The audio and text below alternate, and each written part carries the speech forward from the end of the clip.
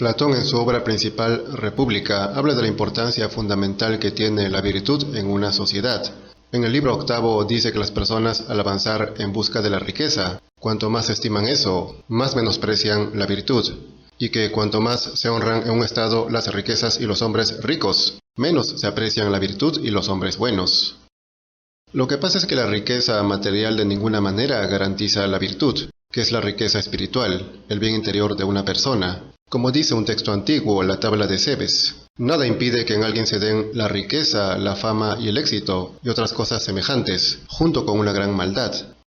Es más, para lograr la riqueza a menudo se tiene que recurrir a juegos sucios, cometer injusticias y hasta delitos, tanto más grandes cuanto más dinero se quiera tener. Dice una frase de Balzac que, detrás de toda gran fortuna, hay un gran crimen. De manera que Platón y los antiguos tenían claro que la riqueza no era buena guía para cultivar la virtud. Al contrario, podía desviar del buen camino. Así aseguró que se cultiva lo que siempre se admira, se descuida lo que se tiene en menos. En una ciudad donde se admire a los ricos, las personas cultivarán la riqueza y descuidarán la virtud. Queda claro entonces que ese es el gran peligro de valorar mucho la riqueza y abocarse a ella. El barón de Montesquieu, filósofo francés de la Ilustración, en su obra maestra El espíritu de las leyes, libro tercero, advierte que, cuando cesa la virtud, la ambición entra en los corazones que pueden recibirla, y la avaricia en todos. Los deseos cambian de objeto, no se ama ya lo que se amaba, lo que antes era principio se vuelve ahora rigor, lo que era regla, traba, lo que era atención, temor. La frugalidad es entonces avaricia y no deseo de adquirir. Con la frugalidad lo que se busca es literalmente ganarse el pan, conseguir lo necesario para vivir, que nunca será demasiado. La frugalidad es una virtud, en cambio la avaricia busca acumular mucho dinero y cosas materiales. Esto es un vicio, por eso sentenció Agustín que la avaricia es la raíz de todos los males, que en realidad estaba citando la carta de Pablo a Timoteo, donde dice que la raíz de todos los males es el amor al dinero, por el cual codiciándolo algunos se extraviaron de la fe y se torturaron con muchos dolores. De modo que cuando uno no solo quiere adquirir, sino que su objetivo principal es acumular, entonces ya se alejó del camino de la virtud, por fuerza. Y por esa misma razón Platón también aseguró que la virtud y la riqueza se oponen tanto como si, puestas una y otra en los platillos de una balanza, se movieran siempre en direcciones contrarias. Esto sucede porque para ser rico uno tiene que acumular dinero y cosas, y con eso se aleja de la frugalidad, que consiste en tener lo necesario, y al alejarse de esa necesidad, se aleja de la virtud. Por ello Séneca siempre hablaba de limitarse a lo que pide la naturaleza. Dijo que nada de lo que poseemos es necesario. La naturaleza pide muy poca cosa, y el sabio se acomoda a la naturaleza. Claro que técnicamente no sería imposible ser rico y a la vez virtuoso, tener riqueza exterior e interior, pero esto sería más difícil que ser infalible o más difícil que evitar la muerte, como dijo Sócrates. Y por eso seguramente dijo Jesús en Mateo que es más fácil que un camello pase por el ojo de una aguja, que un rico entre en el reino de los cielos. Esto es suficientemente claro. Una cosa aleja de la otra. El camino de la riqueza implica avaricia, y esto se opone a la virtud. Más en un estado, dice Montesquieu, antes la fortuna de los particulares formaba el tesoro público, ahora el tesoro público es patrimonio de los particulares. La república es un despojo, estando reducida su fuerza al poder de algunos ciudadanos y a la licencia de todos. Esta corrupción se origina precisamente por la avaricia, y prácticamente ocurre en todos los países, principalmente en Sudamérica, que es una de las regiones más corruptas del mundo. Cada cual actúa según su interés particular, y se olvida del interés general. Indica Montesquieu que la virtud política consiste en la abnegación de sí mismo, cosa siempre muy penosa. Puede definirse esta virtud como el amor de las leyes y de la patria, el cual, pidiendo que se prefiera de continuo el interés público al propio, inspira todas las virtudes particulares. Así debería ser. El político tendría que ser el ejemplo que todos los ciudadanos deberían seguir. Pero como la sociedad valora mucho las cosas materiales y admira a los ricos, entonces todos quieren ser como ellos y tratan de sacar de donde sea para acumular. El tesoro público resulta irresistible. Claro que no siempre fue así. Dice, los políticos griegos que vivían bajo el gobierno popular no reconocían otra fuerza que pudiera sostenerlos que la virtud. Los de hoy solo nos hablan de riqueza, finanzas, comercio y hasta lujo. En Grecia la política empezó bien, Pero en ese mismo lugar, la política también empezó a degenerar, hasta llegar a la actualidad, donde evidentemente solo se habla de crecimiento económico, o sea, crecimiento material, comercio disque libre y puras cosas materiales. El Estado se ha desentendido totalmente de esa tarea primordial que subrayó Aristóteles, que la política tiene como función dotar a los ciudadanos de valores, de hacerlos buenos y capaces de acciones honestas.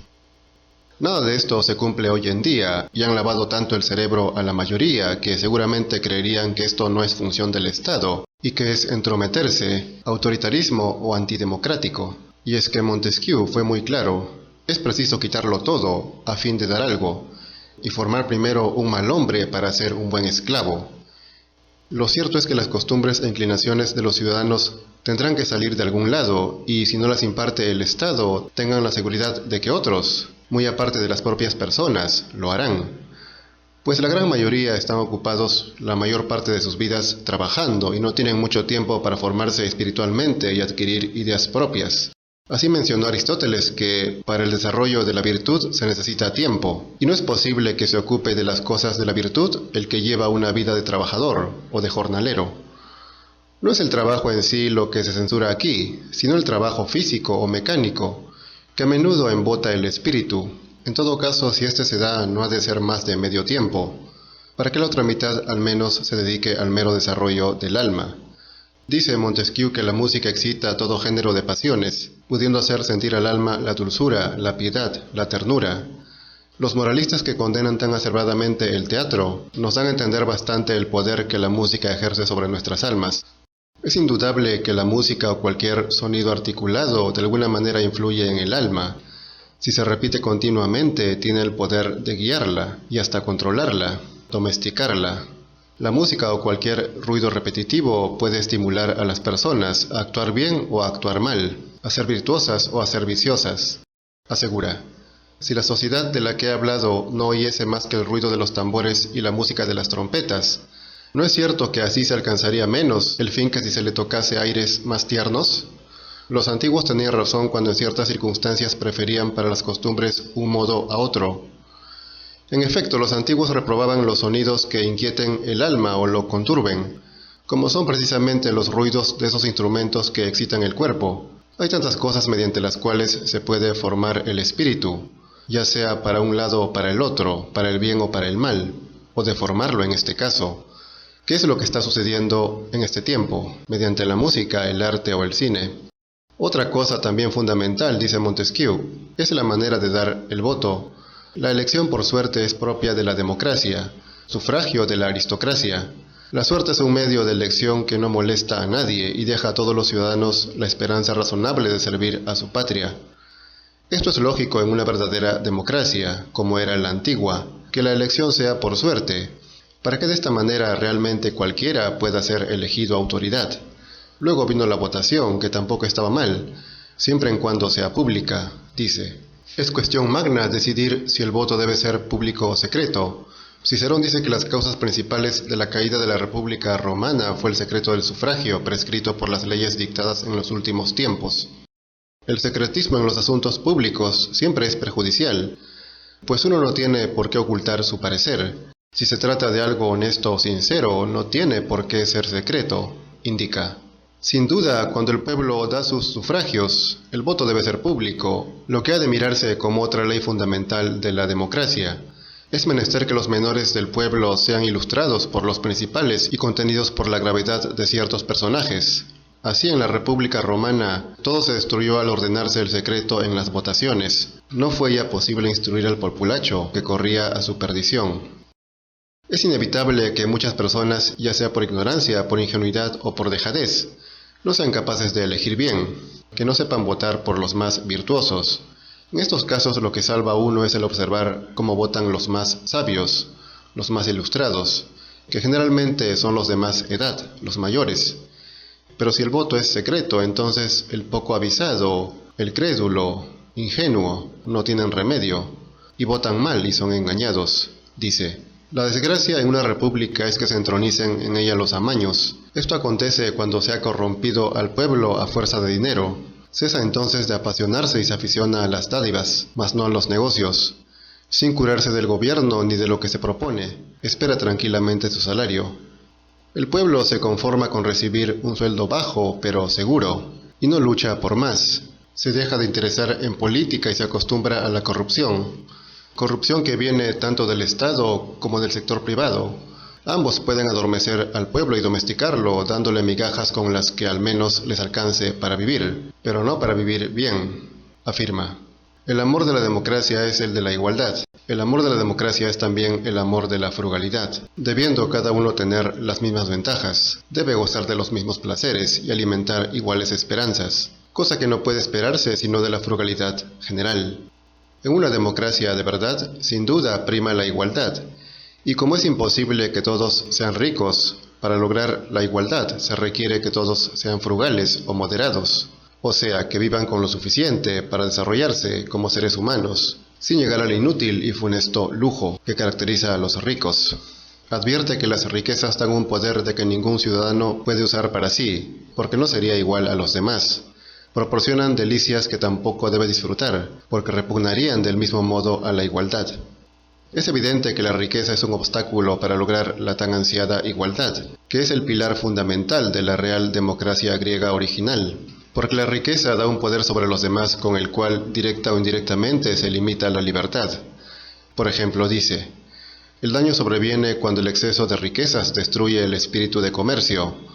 Se ven presentarse entonces de repente los desórdenes de la desigualdad, que antes no se habían dejado sentir. Aquí se refiere a los monopolios o a los oligopolios, que no es más que el acaparamiento del mercado por un solo millonario o por varios ricos, que quieren todo y los más pequeños reciben poco o quedan arruinados. También dice que es asimismo ley fundamental de la democracia que solo el pueblo haga las leyes. Con todo hay ocasiones en que es necesario que el Senado pueda legislar. Conviene a menudo el experimentar una ley antes de establecerla. La Constitución de Roma y la de Atenas eran muy sabias. Las resoluciones del Senado tenían fuerza de ley durante un año, no haciéndose perpetuas sino a voluntad del pueblo. Esta es otra gran diferencia que tiene la verdadera democracia. Solo el pueblo reunido hace las leyes, y el Senado solo ocasionalmente, pero éstas han de tener un periodo de prueba antes de ser establecidas definitivamente. Esto es una auténtica democracia con una participación directa y no mediante representantes que fácilmente pueden engañar al pueblo para después robarle. Pero advierte, cuando en un gobierno popular caen las leyes en el olvido, como esto solo puede provenir de la corrupción de la República, está ya perdido el Estado.